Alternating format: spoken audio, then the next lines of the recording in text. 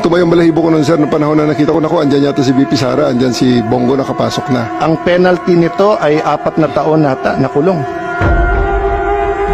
Who gave you the order? I take my orders from the Chief of the Philippine National Police. So, Chief PNP. Ang ano po namin is really to assist ang PCTC po. Kaya nga. Oh, PCTC, did you or did you not give the order to General Marbil? No. No. So, General Marbil, are you lying? General Torre, may violation ho ba sa arrest ni former President Duterte? No, sir.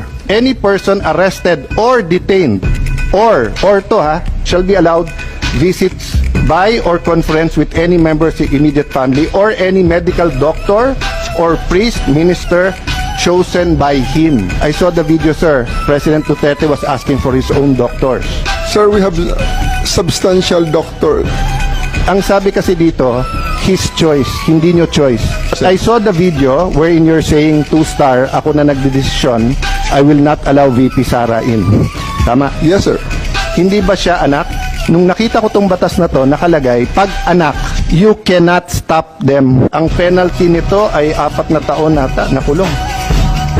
Bawal na pigilan yung anak na bumisita. So, it's your call to violate the law. Yung Dr. Suba ni President Duterte certified him fit to travel.